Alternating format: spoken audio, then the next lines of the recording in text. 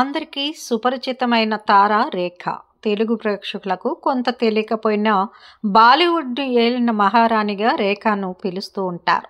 Top హీరోయిన్గా కొనసాగుతున్న కాలంలోనే ఈ 71 ఏళ్ల హీరోయిన్ ఎంతో మందితో ప్రేమాయణం, డేటింగ్ కూడా నడిపినట్లు తెలుస్తోంది.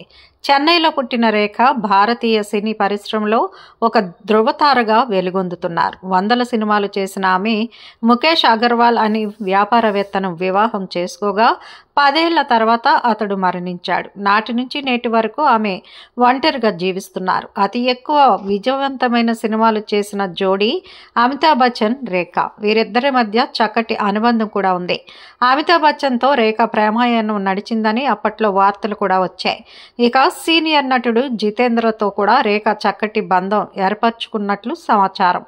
అతడితో ఆమె చాలా సినిమాలు కూడా చేసింది. అయితే అప్పటికే జితేంద్ర వివాహం చేసుకోవడంతో అతడికి ముందుకు వెళ్ళలేదని బాలీవుడ్లో ప్రచారం కూడా ఉంది.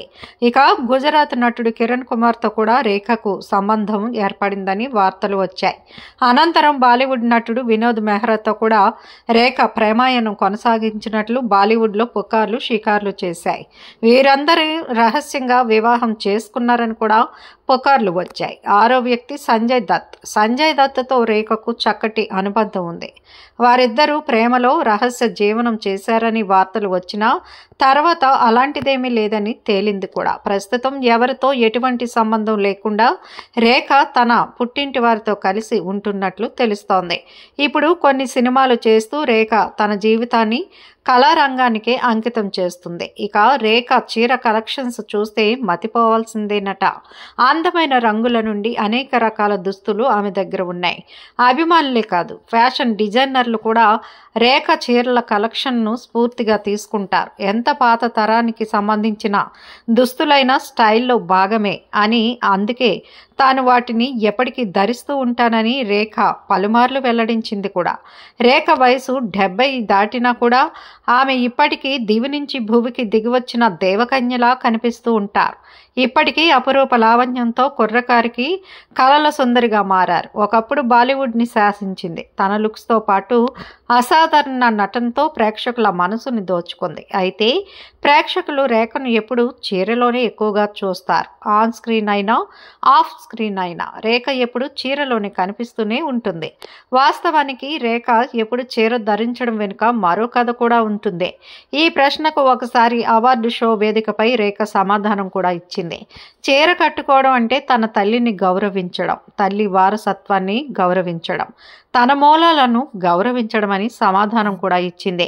రేఖ ఎంత పాత దుస్తులు ధరించిన స్టైల్లో భాగమని, అందమైన చీరను ధరిస్తే ఏ ట్రెండీ ఫ్యాషన్ అయినా చీర దానిని బీట్ చేస్తుందని చెప్పింది. ఇక చీర కట్టుకుంటే తన తల్లిని చేతితో తాకిన భావన ఉంటుందని చెప్పింది. ఈ చీరతో తన తల్లి బతికినట్లు ఫీల్ అవుతానని తెలిపింది. రేఖ ఎక్కువగా కంజీవరం చీరల్లో ధరించి ఎక్కువగా కనిపిస్తూ ఉంటారు.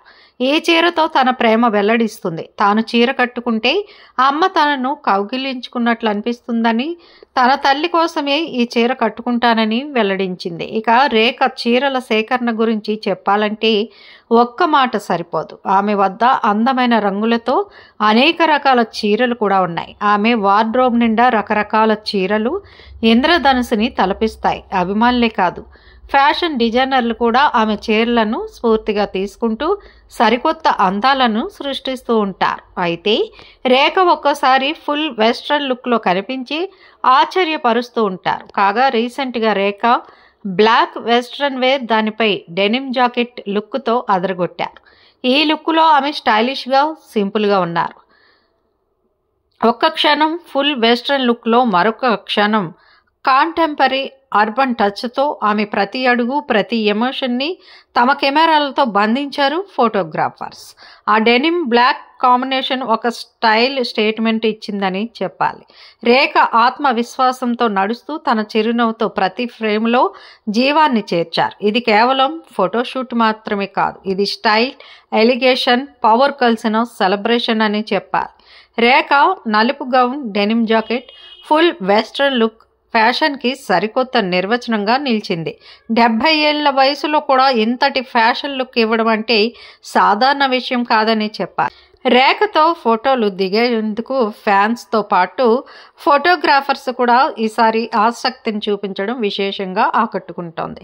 రేఖ ఎప్పుడు తన సాంప్రదాయ ఆధునిక ఫ్యాషన్ ఎంపికలతో ఫ్యాషన్ ప్రపంచంలో ఒక ప్రత్యేక స్థానాన్ని సంపాదించుకున్నారన్న సంగతి అందరికీ తెలిసిందే. మా వీడియోస్ మీకు నచ్చినట్లయితే లైక్ చేయండి, షేర్ చేయండి, ప్లీజ్ సబ్స్క్రైబ్ చేయండి.